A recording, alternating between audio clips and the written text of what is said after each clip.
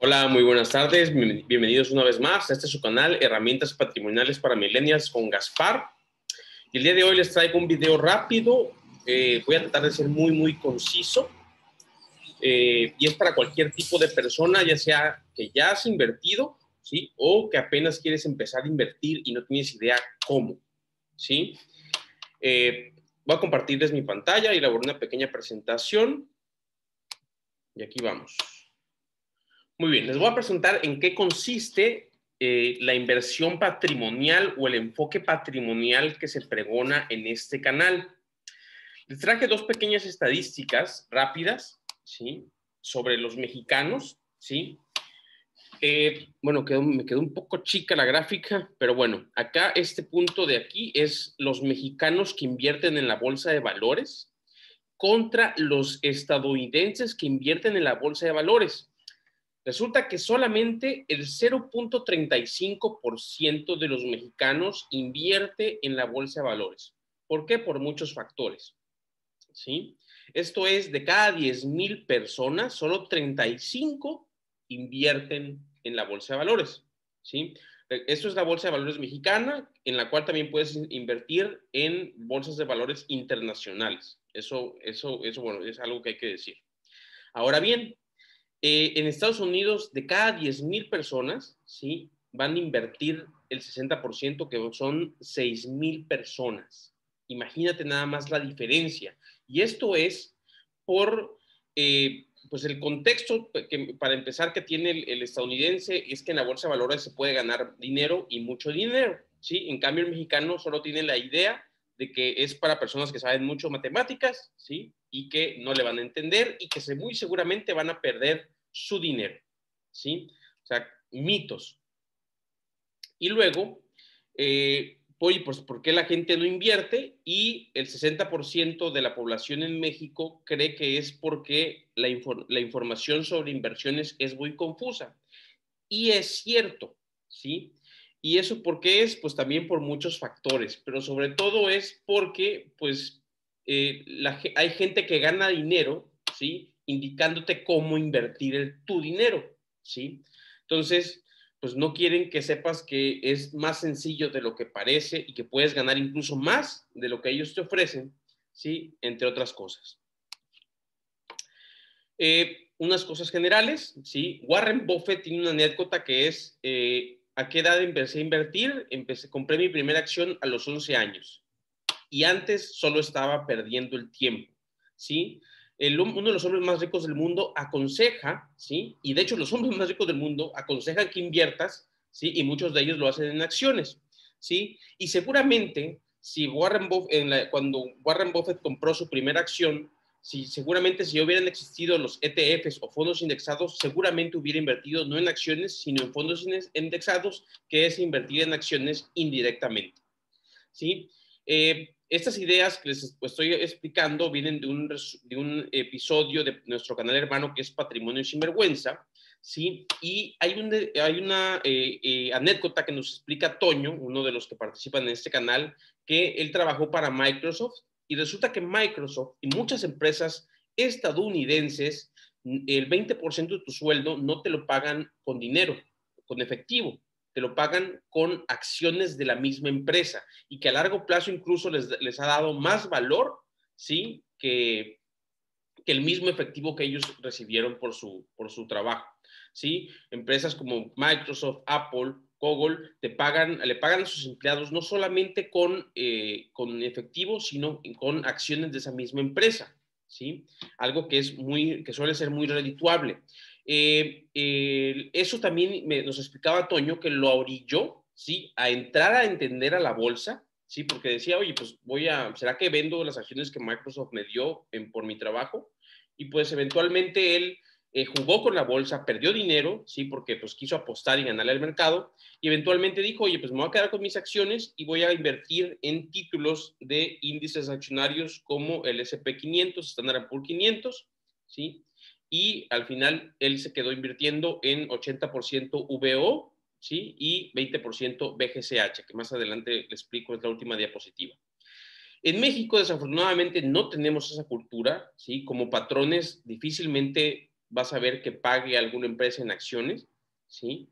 Y bueno, ¿y qué se hace en sentido contrario? Pues se le invierte la Afore, pero pues la Afore solo te obliga a ahorrar el 6% de tu dinero, que eventualmente, si solo te atienes a esa Afore, solo vas a sobrevivir con ese 6% y una pensión raquítica que te daría.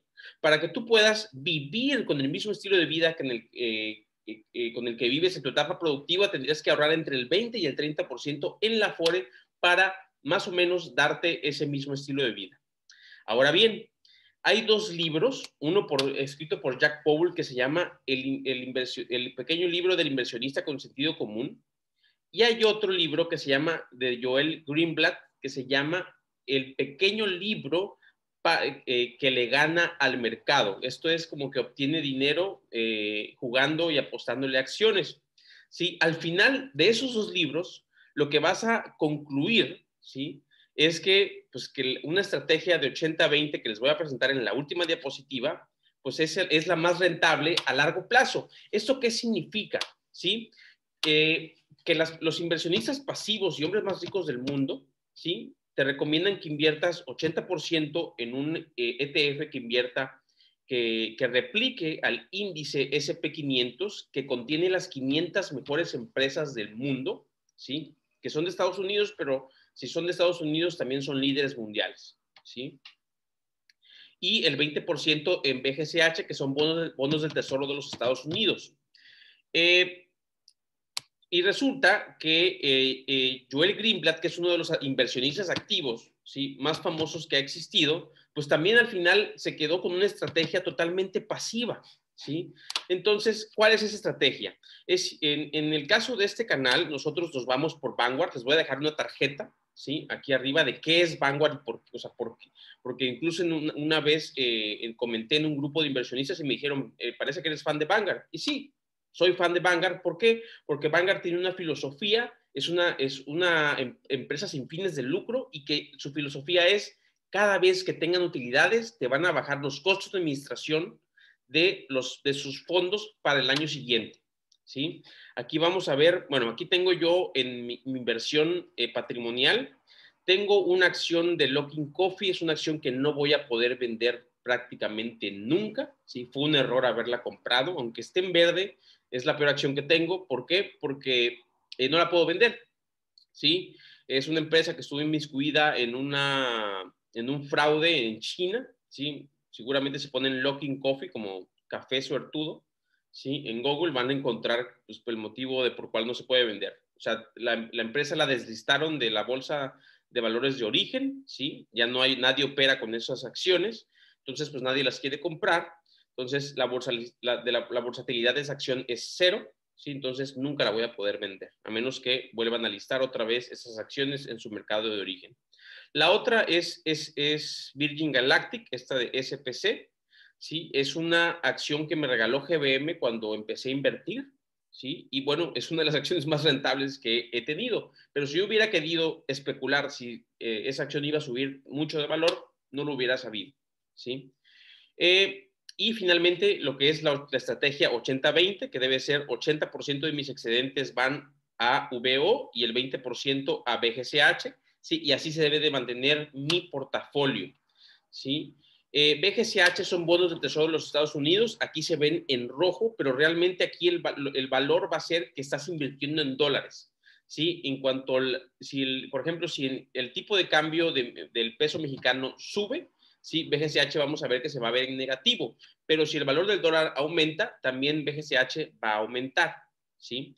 Entonces, esto es efectivo en dólares, ¿sí?, que son bonos de Tesoro de los Estados Unidos, y también trimestralmente hacen no son dividendos tal cual, deben ser intereses, pero trimestralmente te da ingresos similares a un dividendo, pero no es dividendo.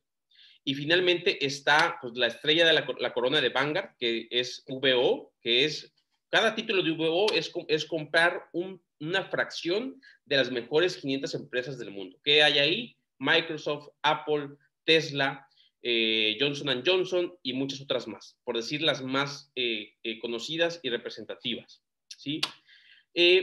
¿Por qué les decía que Vanguard economiza mucho en cuanto a sus costos de administración? Cuando alguien les ofrezca una inversión con maravillosos rendimientos, ¿sí?